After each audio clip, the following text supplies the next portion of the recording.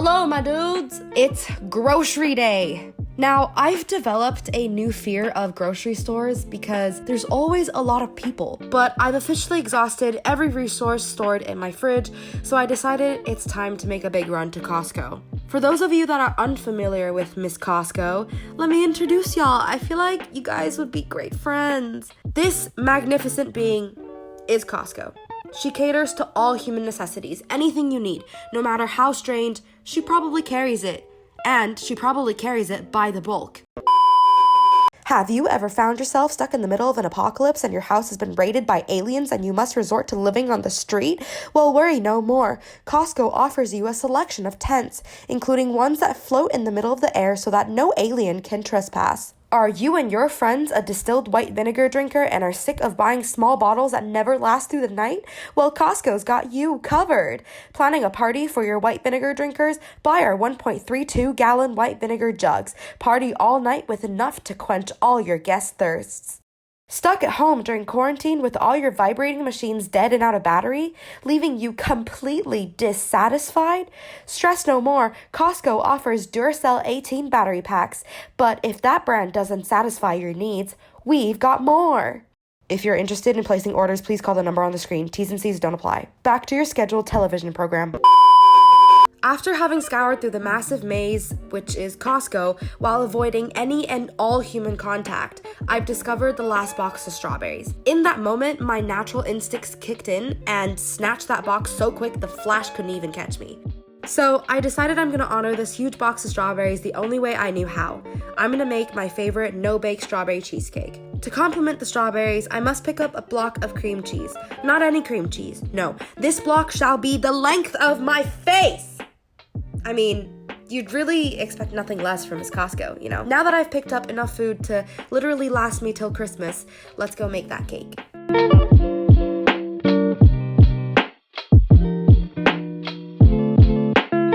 To start my journey towards a no-bake cheesecake, I must destroy some biscuits.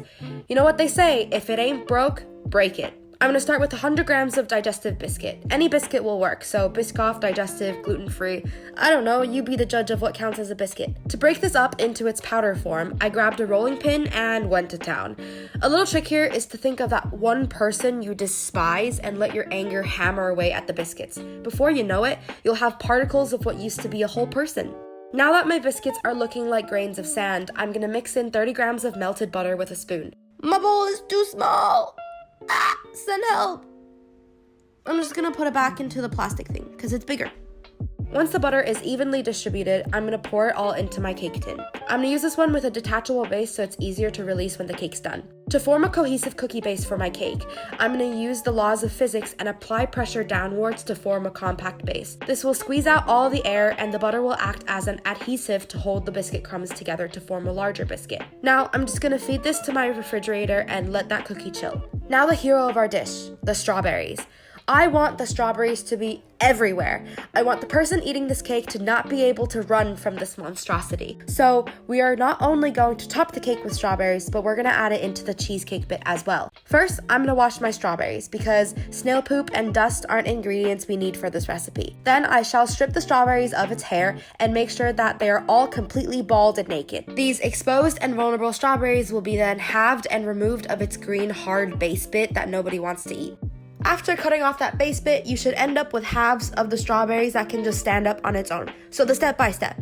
You're gonna half, and then chop, chop. Half, and then chop, chop. You wanna do this enough times until you have enough strawberries to go all around the circumference of your cake tin. So now that they're halved and ready to go, I'm just gonna arrange them in my cake tin. So I'm gonna grab my strawberries and line them up facing the sides of the tin. So the insides of the strawberry are gonna be up against the cake tin all the way around. I want them to be as close to each other as possible, so no awkward gaps. But I also want them to be close up against the cake tin as possible, so that once the cake is finished and when we release it out of the cake tin, it's gonna have this beautiful strawberry pattern all the way around. Now, phase 2 of the strawberries. I'm gonna grab a couple more strawberries and dice them up. These will be going in the center of the cake, acting as the filling. I like them not too small because I'm lazy, but also, I think it provides more complex textures to the dish. However, if you prefer a smaller dice, feel free to do so.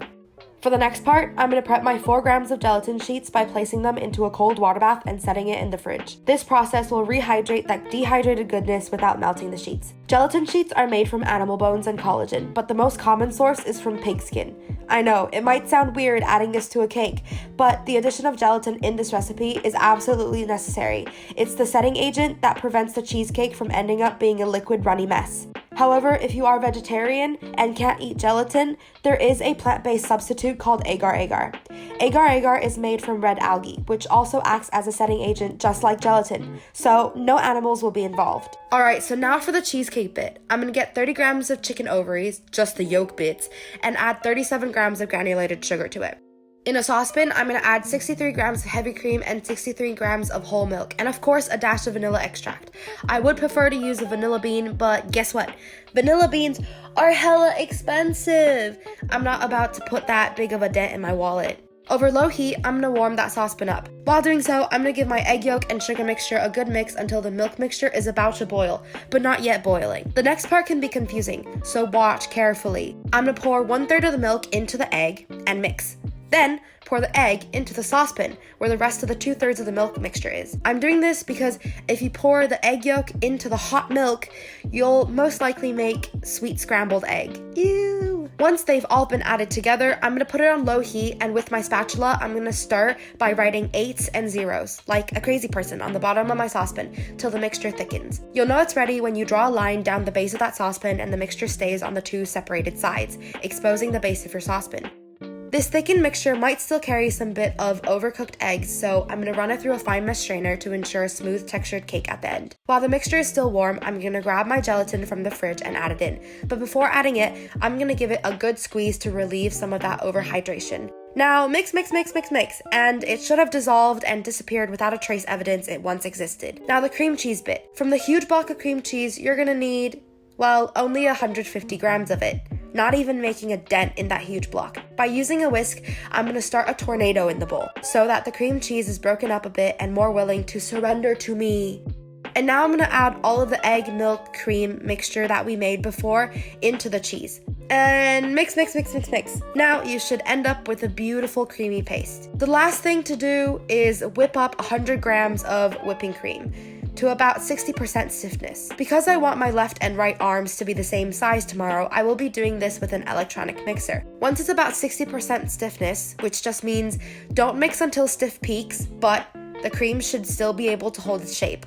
Pour it into your cream cheese mixture and fold it in. Kind of like you're doing origami, be really gentle. Now that your cake tin is officially lonely and missing you, grab it and give it some love.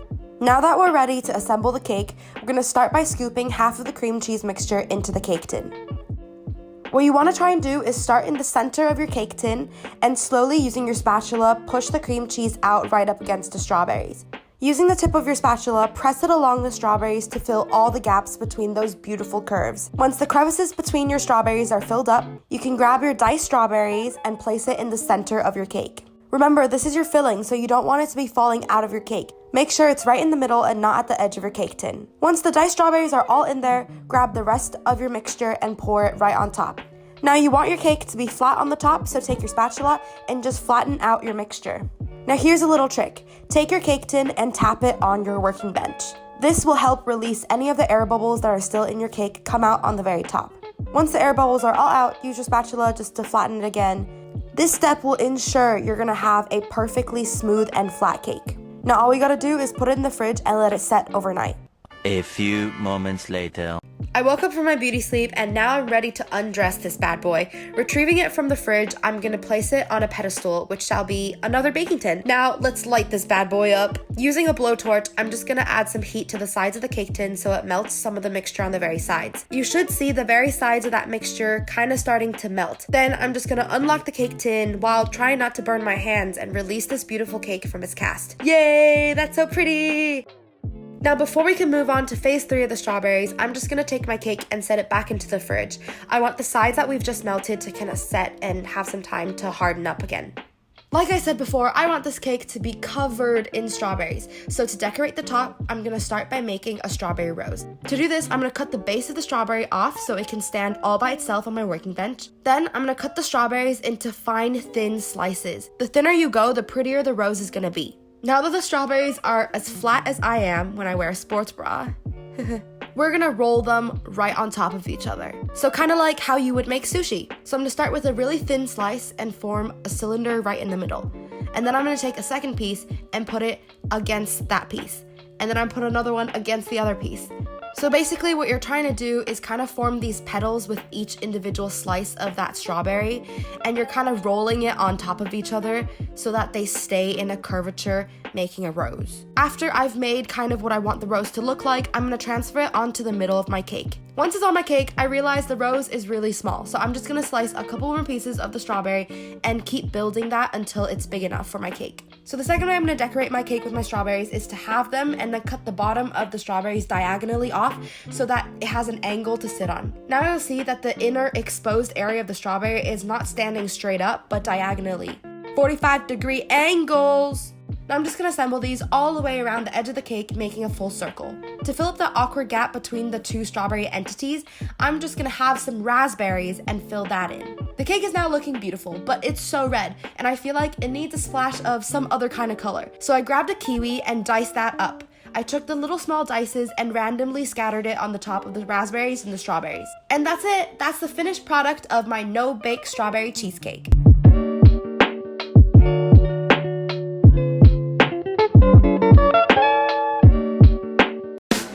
Just did a bad thing. I regret the thing that I did. And you're wondering what it is. Tell you what I did. Did a bad thing. I finished half my cake in one sitting. You see, I had a plan.